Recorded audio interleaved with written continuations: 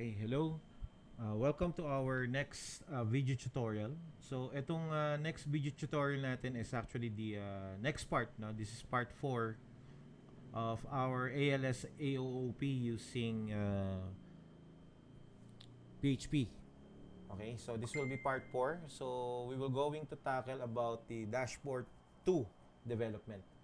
So, let's first have a recap on what we have discussed last time. So, dun sa ginawa natin, okay, so I hope okay na tayo dun sa mga different part nung ating dashboard under the admin.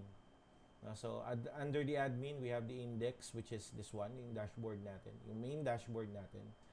So, ang gagawin natin ngayon is, pag clinic yung ALS, ito yung lalabas, yung dashboard overview. Pero pag clinic natin yung home, okay, doon natin ilalagay yung tinatawag nating index 2, no, for admin. Para yan doon sa borrowed books and approved books. So, yun yung gagawin natin for this evening. Okay?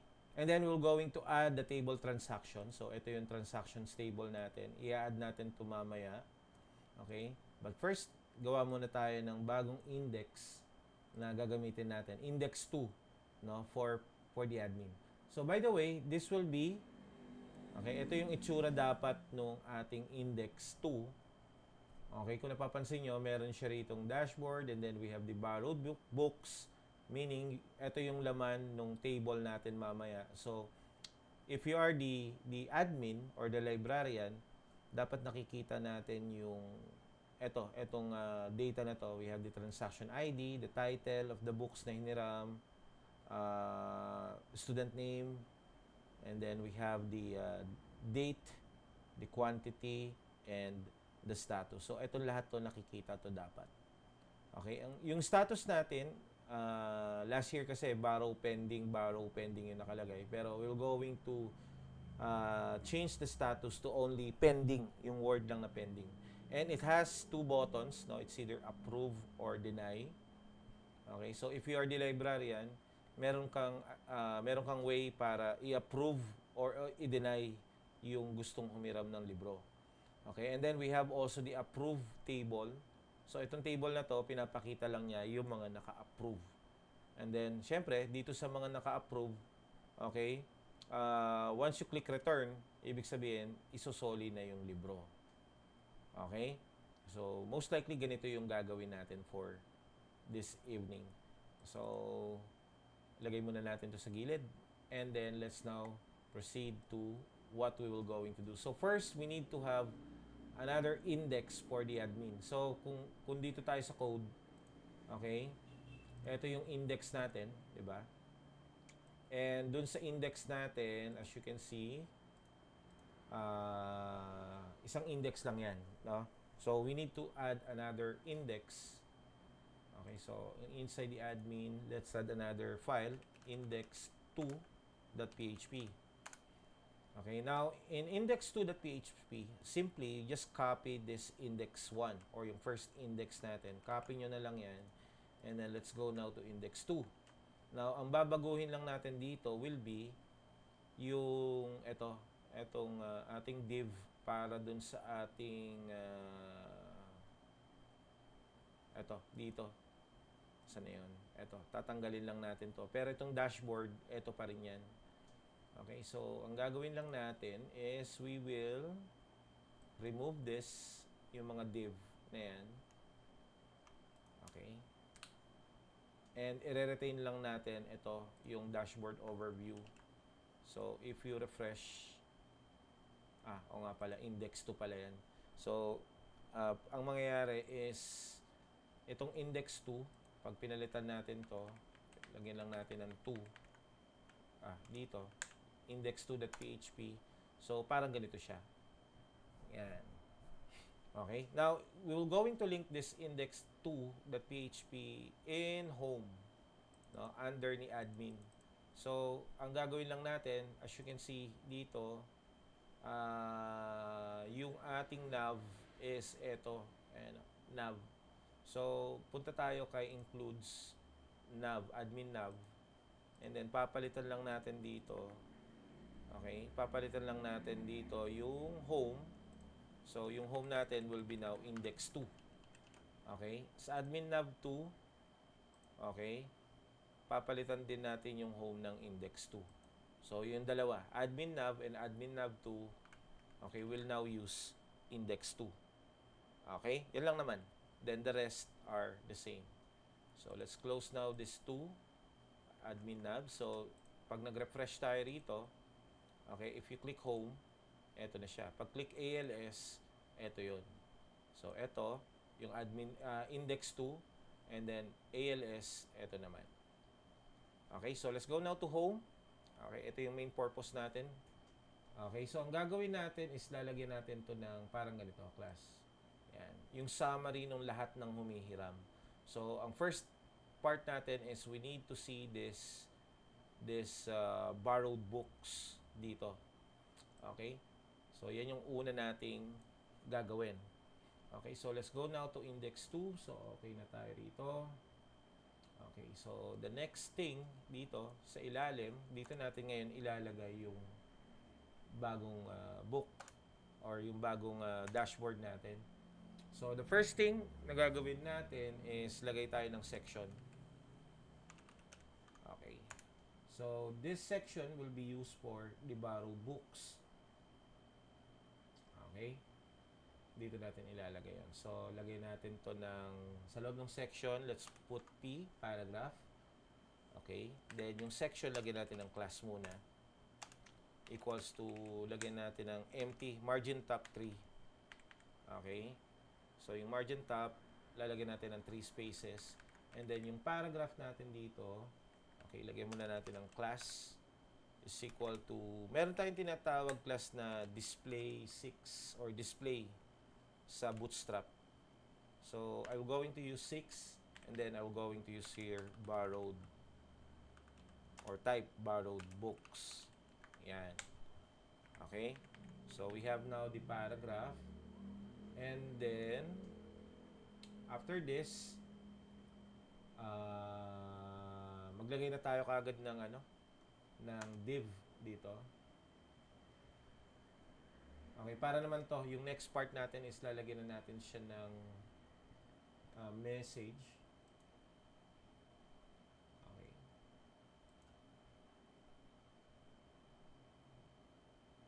Section, okay. Ito muna, ganyan muna. Okay, save. Let's try to check. Refresh. And we have now the borrowed books. Okay, so okay na tayo dyan kay borrowed books. Okay, let's now proceed to the next part. Okay, so maglagay ulit tayo ng panibagong dito sa ilalim. Okay, lalagyan natin to ng panibagong section. So, section is another type of div. Parang div din to. Yun nga lang, mas okay yung section kasi nalalaman natin kung nasang part na yung page na ginagawa natin. Okay, so let's go now on section and then maglagay tayo ng P, paragraph. Sorry, hindi pala P. Okay, lagay tayo rito ng another table, no? Lagay tayo ng table dito. So, table. Okay, and then lagyan natin to ng class equals, so parang kagaya lang ng ginawa natin last time. Table strip. Yan. So, meron na tayong table dito and then let's try to use t-head. Okay, on the t-head, okay, maglalagay tayo ng row, diba? Or ng t-head natin. So, th, okay, so ang una, based sa sample natin, dapat may transaction ID. So, transaction ID, okay, then copy na lang natin to, paste. Then we have the title, yung title ng book, then student name, okay, and then yung date borrowed, okay, and then we have the quantity,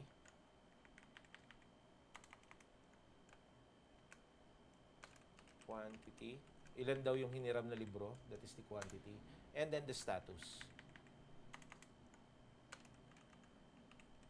Okay, so check nga natin. So this is now the T-head. Ayan, hanggang dito. Tanggalin natin yung ibang space para makita natin maigi. So, if you refresh, okay, so you have now this one. Okay? So, ito na. So, dito natin makikita yung transaction ID, okay, yung name, and so on. So, this is for the borrowed books. Okay? But remember, kulang pa to kasi nga, meron pa tayong body. Diba? So, here, after this, nung T-head natin, the next thing is, we're going to have the T-body. Okay. And then, dito na tayo ngayon maglalagay ng TR and then TD. Okay. So, mag-sample lang muna tayo. So, TR, table row. And then, sa loob ng table row, may TD tayo. So, the first value is ID. So, let's say 1. Then we just copy this, and then this will be title of books, let's say intro to computer. Okay. And then copy paste, we have student name, halimbawa si Ryan de la Cruz. Okay, then another TD, date borrowed. So halimbawa November 11 2025. And then we have quantity. So obviously, isang libro lang, diba? And then we have the status. Okay, ang status niya is either pending. So let's say pending, hindi pa siya napapahiram. So pending pa lang kasi i-approve yan ng ating guidance, ng ating librarian. Okay, so after doing this, we have the table, we have the T-body, the TR. So, most likely, parang ganyan, yung itsura niya. Okay, so natapos na natin yung borrowed books. So, ang next na gagawin na ngayon natin is the approve. No? So, kasi dito, kung titingnan nyo dun sa sample, it has also the approve. Okay? So, bago natin pala gawin yung approve, gawin na natin to, yung approve and deny. So, dun sa approve and deny, that is the, meron siyang another column dito sa TD. Okay. So, lalagyan natin to ng A. Okay. So, lagyan natin ng A. Href, let's say, this will be using approve .php. Okay. Question mark, kailangan natin ng transaction ID. Yan. Transaction ID equals, and then syempre may PHP code tayo rito for the transaction ID. But later on na natin lagay yun. So, gawa muna tayo ng A or ng anchor. Okay. So, class, kailangan natin ng class equals kailangan natin ng button. So btn, let's say what is green? Success. Okay, success, btn small lang tayo, btn small. Okay, and then lagyan natin dito ngayon no, it's either approve, diba, or deny. So copy natin to, and then paste sa ilalim. So, this will be success. Denied is danger. Okay. Save. Refresh. Uy, ba't nandito? Sa taas. Sandali. Check natin yung code. Okay. Kasi wala tayong TH dito, class. So, copy na lang natin to. Paste, paste. And then, wag nyo na lang lagyan. So, dalawang TH lang siya. Okay. Kasi, kailangan natin ng container. No, para ilagay itong dalawang to. Okay? So, save. Refresh. Oops, ba't napunta sa taas? Yung approve and deny. So, check natin ulit yung code. TR body.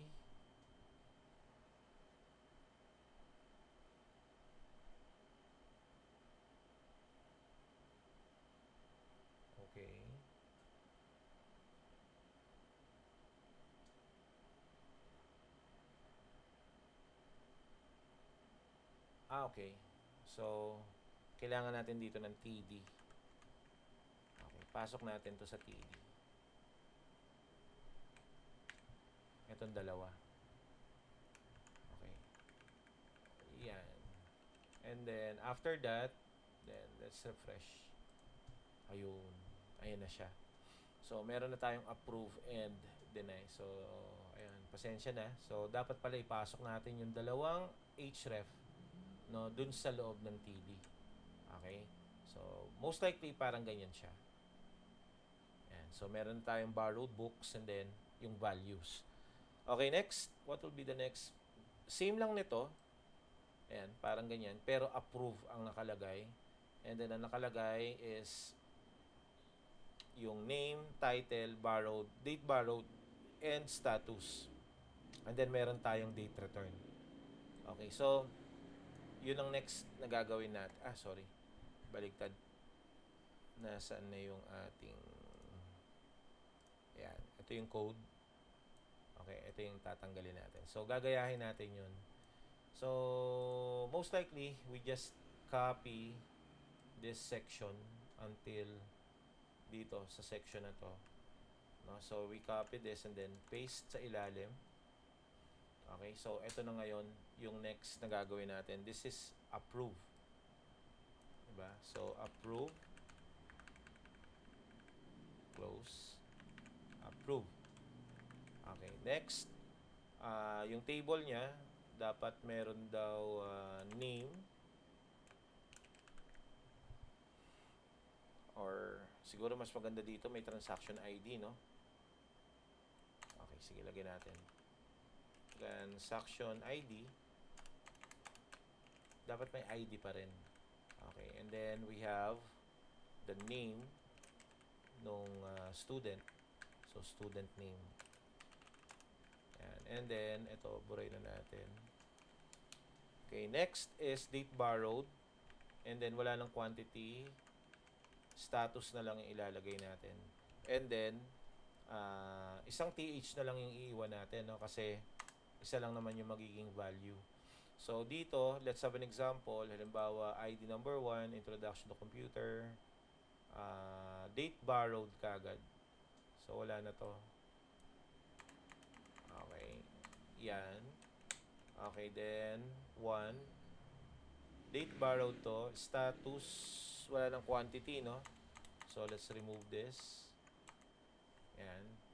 So, 1, 2, 3, 4. 1, 2, 3, 4. So, pending yung status. Okay. Hindi, dapat dito approve na, di ba? Approve. Yan. So, save and then burahin na natin yung isa. Okay. So, ang ilalagay na lang natin dito is return. Yan. Save and then refresh. And we have now this. So, meron tayong books dito. Book borrowed and then the approve dito. Okay? So, check lang. Again, ito yung dashboard. Ito yung home. Yan. So, meron tayong index 2. Yan yung gagawin natin for this day. So, dapat gumagana to. Okay, now, di pa tapos, no? Kasi, remember, meron pa tayong mga gagawin dito, which is, of course, dapat ito dynamic, no? So, dapat may table tayo. So, based dun sa discussion natin kanina, we're going to create a transactions folder. Okay? So, gagawin natin to. Then, lagay muna natin dito. So, let's go now to localhost under ALSA. Okay, underscore DB. Okay, gagawin natin yan. So, create tayo ng bagong table. So, ilan? 1, 2, sorry. Ayan. 1, 2, 3, 4, 5, 6, 6 ang gagawin natin. So, table name is transactions. Okay, 6 tables or 6 fields yung gagamitin natin. So, create. So, the first one is dapat may transaction ID. Okay. Transaction ID. This is int.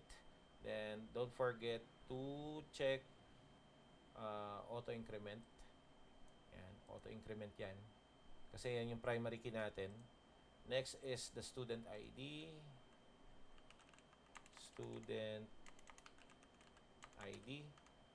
Okay. And then we have date borrowed. Okay. In date borrowed natin, this is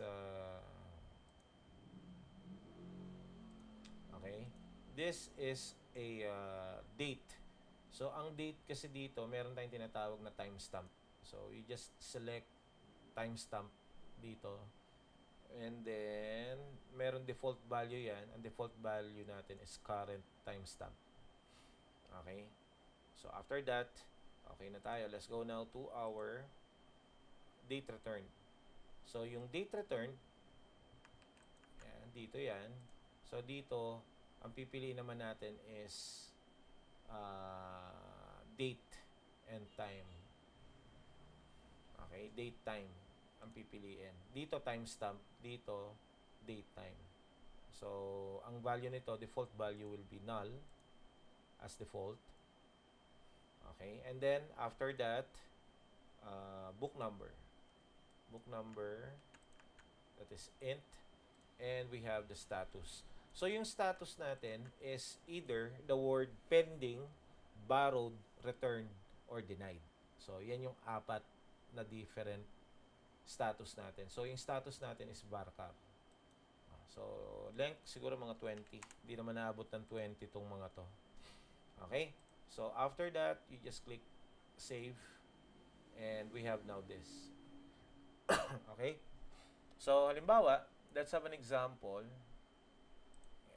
So, ito na yung ating transactions. Okay, wala pang laman. So, pag nag-insert tayo, let's say insert tayo. Transaction, student number 1, let's say. Okay, yung date borrowed natin, current timestamp, so hindi nyo na kailangan lagyan ng laman. Yung date returned, since manghihiram pa lang naman yung student, wala munang laman yan. So, book number, let's say book number 1 ang hihiramin natin. And then yung status, so let's say pending. Pending ang nakalagay. Okay, so pag nag-click tayo ng go and then browse, so dapat may ganyan. Date returned, naka-null muna yan kasi hindi pa naman natin alam kung ano yung kung kailan isasauli. Date borrowed pa lang, kaya naka-pending. Okay, next is yung book number 1, wala tayong book, so I'm going to create first the book. So, yung mga meron ng books, natural dapat meron na kayo niyan. 'Di ba? So, magki-create na lang ako dito ng sarili kong book. So, I'm going to click new. Asan na? ALSDB new ilang columns. So, ito na lang siguro. First table name books. Okay, we have book, no? Okay, that is auto increment. Okay, we have title. Okay, varchar of let's say 50 characters. Next is author. Okay, varchar din of let's say 50. And then we have category. Yung category natin varchar din to. Yan yung math science, di ba? So, gawin na lang natin mga 20. Okay. And then we have the, may kulang pa yata tayo, quantity. So, add tayo ng isa. Yan. So, quantity. Okay. Which is int. Okay na to. So, let's go and save. So, meron na tayo. So, meron akong book number 1 kanina nilagay. Kung natatandaan nyo, on the transaction, I have book number 1. Eh, wala pang laman yung books ko. So, I'll going to insert one book. One particular book. Let's say the title is Introduction to Computing. Okay, author, John Doe. Okay. Category, that is, ano ano ba yung category natin? Is this number? So, let's say number na lang. 1, category 1. And then, quantity is, let's say we have 10 books of this. So, let's go. And then, structure. And we have now one specific book na meron tayo. So, ang gagawin kasi dito, kung makikita nyo yung transaction, book number lang siya. So, meaning, this book number is connected to the books. Okay? So, let's go back here. So, ang gagawin natin ngayon is, dapat makita natin itong pending na book na to. Ayan, pending dito sa borrowed books. Okay? Remember, nakalagay man siya borrowed, pero take note, hindi pa siya approved. Okay? So, yung librarian, yung mag-click ng approve para ma-approve siya. So, dapat lumabas to rito. No?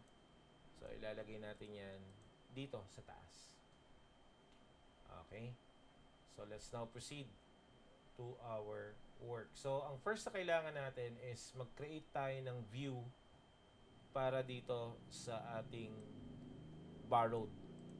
Okay? Maglalagay tayo ng view dito. Kasi kailangan makita natin yung borrowed books dito sa part na to. Okay? So, paano gagawin? So, let's go now to our index 2. Ito yung index 2 natin. Ayan. Okay. So, we need to have a view for viewing nung ano natin, nung books natin. So, ang kailangan natin, inside the admin, we will going to create a new file. We call it as view, anong lagay natin? Ano ba yung words kanina na nakalagay? Wait. Nasaan na yung ating output? Yan. So, view borrowed. Yan. Lagay natin. So, let's call this, rename natin ulit. View borrow. Okay? View borrowed.php. So, dito sa view borrowed, tatawagin natin kay index 2 yan para ilabas lahat ng mga borrowed books or transaction. So, lagay na natin PHP and then wala nang close to, na. Okay, so let's now proceed. Dapat mag-require once muna tayo. Okay, require once, open. Okay, so saan ko connect to? Dot slash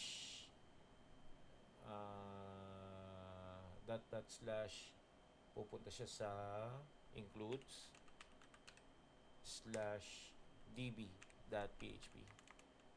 Okay, tawagin niyo muna yung database. After nyan, maglagay tayo ng query. So, $query is equal to, okay, so what will be the query? Okay, tingnan natin yung output. So, yung output natin is ito. Yan yung output natin. Take note. So, kailangan natin dito sa transactions. Diba? Sa transaction natin to kukunin yung part na to. Okay? Kukunin natin sa ating transaction. So, let's go now to transactions. So, select asterisk from transactions. Okay? Comma students. Kailangan ba natin ng students? Yes, kailangan natin ng students kasi remember, ilalabas natin yung name ng student dito. Ang problema, ang students kasi natin, check natin F-name, L-name siya. Okay, so kukunin natin yan. No, yung F-name, L-name na yan. Okay, gagawin nating name na lang. Okay, so students where, okay, una, dapat yung status.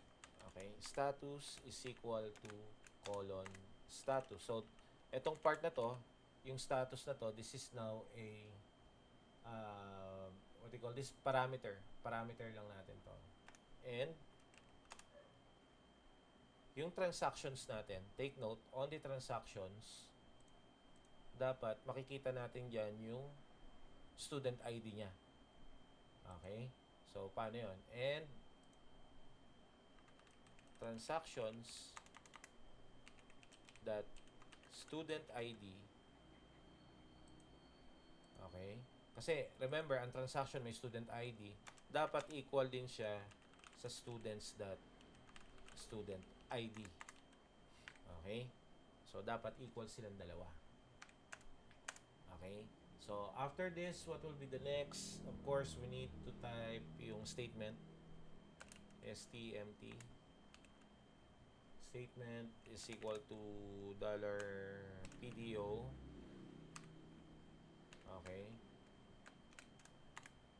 And then prepare. And then yung query. $query.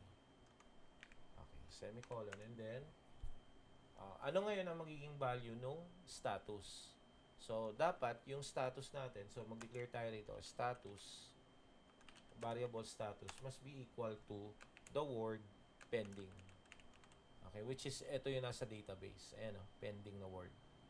So, dapat daw yung status is equal to pending. Kasi yan yung ipapakita natin dun sa page.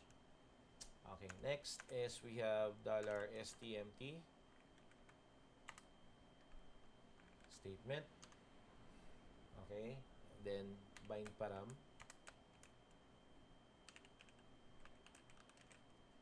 Okay, bind parameter, and then yung colon status, okay, is equal to $status.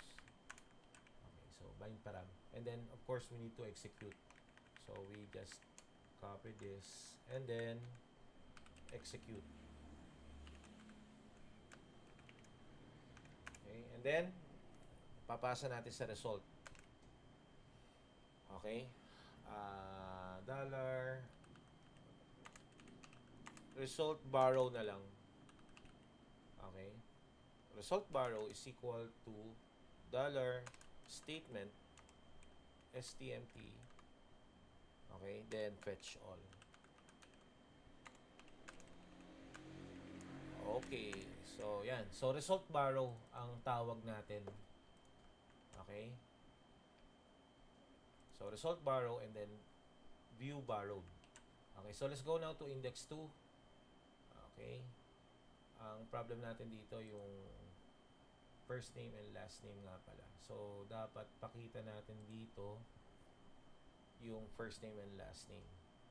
So tingin nga na tayo, how do we get the first merong ginagamit sa ano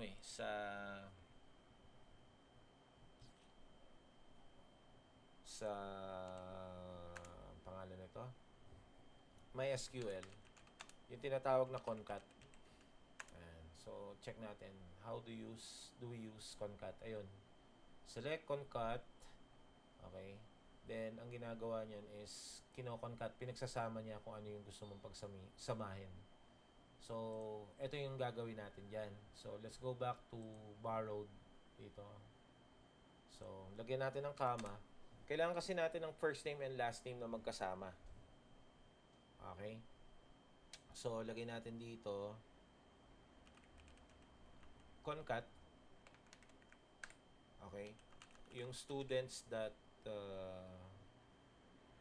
fname, comma, lagyan natin ng space, single space, then comma, students that lname.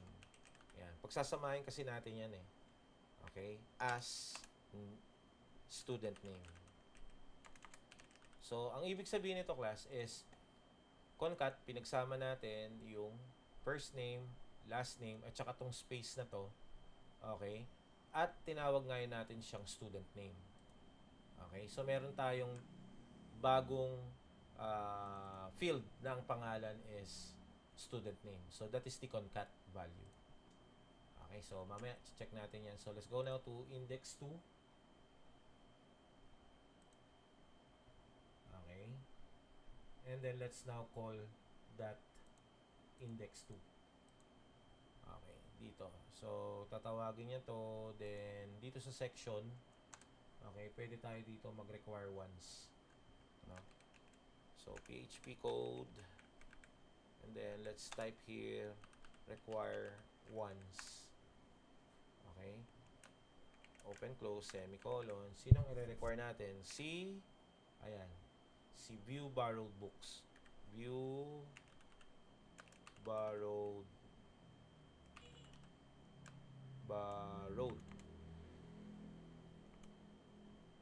ayan, view borrowed lang pala, view borrowed.php. Okay, so meaning para mag-run yung table na to, tatawagin mo muna tong code na to, okay, si view borrowed, para gumana rito. Okay, so next, pwede ka nang gumamit ng for each. So saan natin ilalagay yung for each? Syempre ilalagay natin yan sa tr. Ayan, dito. Okay, so magpo for each tayo rito. Okay, PHP code na naman tayo. Okay, then for each, open, then open, close, and then for each dollar result, ano kasi yan? Ayan, result borrow. Ito, yan yung galalagay natin dito. Okay, as $r. Okay, and then after that is sa loob ng tr dito, maglalagay ka ulit ng PHP dyan, di ba? Remember? Naglalagay tayo ng PHP code dito para sa closing. So, itong closing na to, dito ilalagay. Yan. So, ito yung magra-run, itong part na to. And then, after that, let's go now to echo. So, echo natin dito, PHP echo, so $r. Okay, kasi as R na to eh. Okay, $r, open and close, and then tawagin natin ngayon yung una. So yung una is the transaction ID, di ba? Transaction ID semicolon. Okay, so dapat check nga natin kung gumagana. So pag nag-refresh tayo, ayun, may mali. Result borrow, may mali daw dito. Undefined constant. Let's see. Number index 2. Ito daw. Result borrow. Oo nga. Kasi walang, yan. We forgot the $sign. Refresh. And as you can see, ito na yon yung 1 na transaction ID. Okay, so let's now continue. Ang gagawin lang is kakopy to, yung buong PHP. Remove natin to. Paste. And this will be now, sino kasi to? Siya si title. So, may title tayo. Diba? So, it means, burahin to. Lagay natin si title. Then, this is the name. Diba? Ito yung name na ilalagay natin dito. But take note, on the view borrowed, meron tayong student name dito. So, we can now copy this, yun, student name, and then yan yung ilalagay natin dito. Uy, ba't na-copy lahat? Again, so, copyhin lang natin to. Yan. Copy. Let's go back here. Paste. Yan. Student name. And then, after the student name, we have yung date. Kung kailan hinirem. So, ano yung date? Date borrowed yata to. Let's see. Date borrowed. Tama. So, let's change this. Copy natin to. Burahin to. Paste. So, this is date borrowed.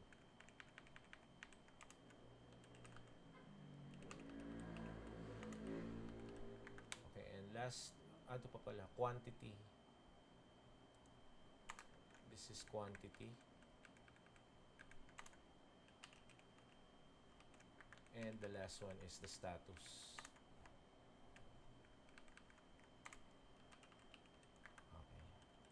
So, if we're going to check this, approve, o nga pala, ano to? Approve or deny ba yan? Yes, approve and deny. This is deny. Save. Then let's go here, refresh. Okay, may mali. Yan. So, yung 1, okay. Yung Ryan, tama. Yung title, mali. So, bakit? Bakit kaya yung title mali? So, let's go back to our database. On the books, may title naman. Ayan o. Books, meron title. Okay, bakit kaya hindi lumabas yung title? Okay, so let's check. Okay, tingnan natin yung query dito. Meron bang books dito? Walang books. So, wala talaga. Hindi natin makikita yung books. So, let's go back here. As you can see in our transaction, there is a book number. So, anong ibig sabihin nun? Ang books, may book number din. So, meaning, mali yung query. So, kailangan nating dagdagan to ng comma. Okay? Tawagin natin yung books. Okay? And then, sa dulo, magdadagdag tayo rito ng end. So, end transactions.book number, di ba may book number siya, must be equal to books.book number. So, dapat equal yun, yung dalawang yun. Yung transactions book number at saka yung books.book number. So, let's check. Refresh. And ayun. O, ito. Galing na to class sa database. Yan. Okay, ito na yan. No? Ito na yan. So, kung napansin nyo rito, book number lang. Sorry. Nasaan yung transactions? Ito. Book number lang, pero wala naman siyang title. Pero dito may title. Okay, dahil yan dito sa code natin na yan. Ito. Because of this. Yung transactions.book number is equal to books.book number. Okay? So, ayun. Lumabas na yung ating book borrow. Okay? So, bakit lumabas? Kasi, remember, pending ang linagay natin. Okay? So, wala pang dito, hindi pa natin na-approve. No? Nagkunwari lang tayo dito, linagyan lang natin ng approve. Pero, supposed to be, dapat walang laman to. Itong approve. Okay? Kasi, in our database, ang meron palang is pending. So, pag na-approve, dun pa lang dapat mapapalitan yung pending, dapat magiging approve. Okay? So, let's go back to our code dito. So, dito, i-ano na rin natin to. Ayusin na rin natin to. Now, since meron tayo rito sa index 2, di ba meron tayong view. Nasaan na yun? View borrowed. So, dapat meron din tayong view approved. Di ba? So, anong gagawin natin? Of course, ang gagawin na lang natin is sa admin, new file tayo. Let's call this as view approved.php. Okay. Now, on the view borrow, tingin ko parehas lang to na magiging code. So, you just copy this and then paste it to the approve. Okay? Pinaste lang natin. Okay, ngayon, after mong i-paste, okay, papalitan mo lang yung status. Kasi, di ba, status yung magiging different. So, this will be, papakita niya if the status is approved. Yan. Okay, so wala tayong magiging problem dito, walang problem dyan. Siyempre, ito magiging problem. So, let's call it as approved. Yan. So, result approved. So, next na gagawin, let's go back here sa ating index 2. So, dito na ngayon natin siya tatawagin sa approve.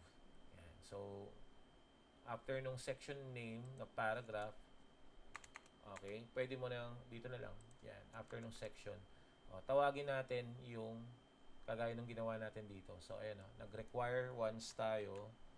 So, dito, magre-require once din tayo. Pero, hindi, yan, So, dapat approve dito. Approve.php. Okay? Next is, okay na to. Ang gagawin na lang natin is yung for each. So, siguro copy na lang natin tong for each. Lagay natin sa table body. Dito. Okay? Then, result borrow, this will be now changed to result. Dito tayo. Yan. Result approve. Copy natin yan. Change to. Sorry. Result approve.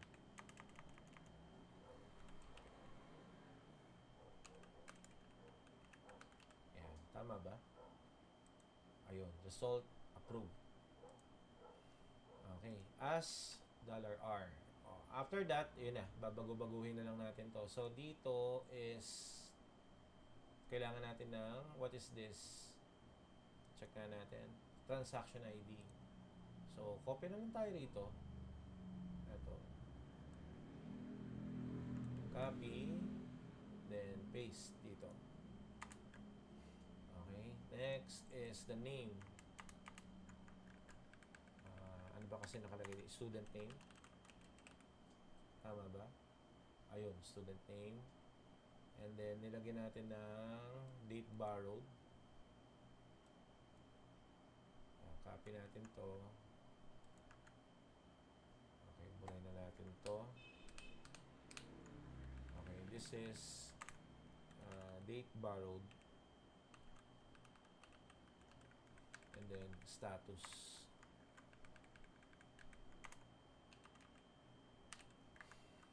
Okay. So, let's see. Fresh. Oh, may mali daw. Index 2, line 131. Index. Oh, nga pala. Sorry. We forgot the very basic close. So, refresh. Ayun. So, kung napansin nyo, yung approve, wala. Walang laman. Okay. Bakit? Kasi, yung approve lalabas lang kapag yung status is approved. O, tingnan nyo rito. On the database, pending yung nakalagay. Pero pag ito pinalitan ko, ginawa kong approve. Yan, ginawa ko siyang approve. Okay, so ang mangyayari niyan, pag na-refresh ko, ayun, nawala yung taas, napunta sa ilalim. Okay, so that is the idea of this application. So, ito, pending muna to as default. Ayan, pending. So, pending, ibig sabihin nun, pag chinek natin sa database, dapat dito pupunta yan sa borrowed books. Ayan, pending. Pag ito in-approve ko, dapat mawawala to dyan, mapupunta sa ilalim. Okay? That is the idea of this index 2. Okay? So, ayan. Okay na to. So, ang gagawin natin ngayon is after we do this, okay, yung next na gagawin muna natin is paano yung approve at saka yung deny. Okay? Kasi pag in-approve mo, dapat may mangyayari dun sa page. But for now, eto muna. Ganito muna yung gagawin natin. So, eto muna yung makikita natin dito sa home. Okay? Yung index 2. Dapat may makikita na tayong dashboard overview and then borrowed books. Okay, lahat ng manghihiram later on dito mapupunta. Okay? Kasi after we do this, ang next na po problemahin muna natin, bago natin babalikan ulit natin 'to. Okay? Ang next na babalikan natin, na gagawin natin after this is yung ating ating student. Okay? Yun yung next video natin. So for now hanggang dito muna tayo. Okay? So, thank you very much for attending our session for this night.